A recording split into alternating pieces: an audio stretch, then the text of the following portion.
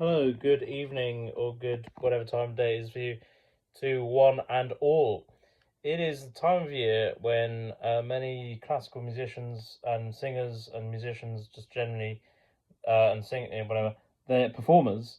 We are very busy and we are prone to colds because our immune systems are often compromised, not enough sleep because of lots of things going on, but also other people give us infections and bugs. Now, what I wanted to do was to share some of my understanding of how to prevent illness, but also what to do if you are experiencing some early symptoms of an illness. At the moment, I have what feels like a slight, when I swallow, it's uh sort of doesn't it feels it's smidgen a bit of inflammation in there, and I think it might be connected to a sense of acid reflux that I sometimes experience.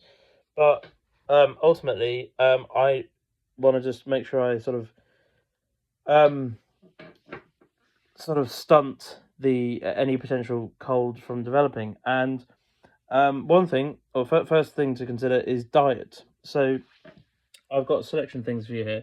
So as you can see, you're not going to be eating the plastic of the tub, but this is an onion. In case you haven't seen one of these before, onions are part of a family that are similar with ginger and garlic.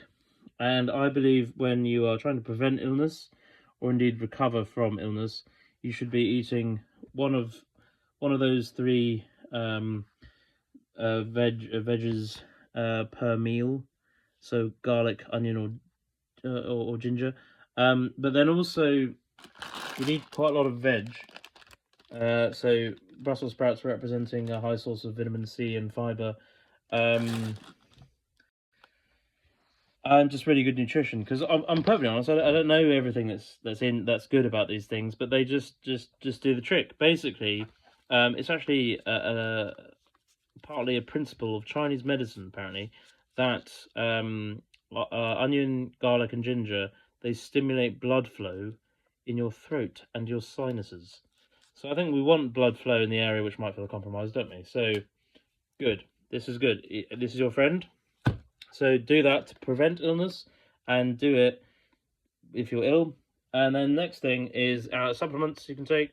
So vitamin D is pretty important, especially if you're not getting enough daylight, which is often the case, in winter.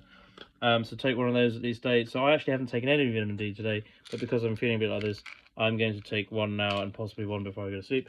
Vitamin C. This is a very high quality vitamin C. It's 1,000 milligram Life Plus stuff. It's quite expensive actually, but this is strong. This is really excellent.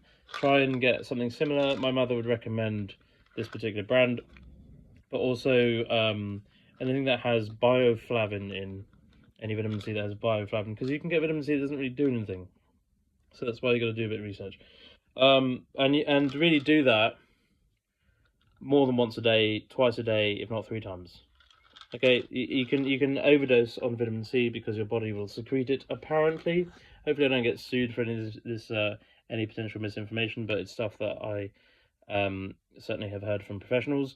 This is the final thing to consider: is your nasal tract, namely that in colds often enter our bodies, unsurprisingly through respiration. Obviously, the human race should know this because of COVID. But if it might mean that if you have potential germs, they're going to harbor in your nose, right? So that's why something like this, which is this a Vicks nasal spray first defense, this is fantastic. The difficulty with recommending things that are helpful for prevention of cold and handling cold is it's difficult to know what's actually having the beneficial effect. The only way you can compare is when you take something versus when you don't take something, right? Unless you're like literally as a test subject in a scientific experiment, you can only look at your own experience, your own life experience. I can tell you that the reason why I predominantly have got quite a lot of colds in the past is because I have had an extremely bad relationship with sleep. So much to the extent that for me, 7 hours is not average, and it should be, and I'm trying to make it so. But essentially, very good sleep.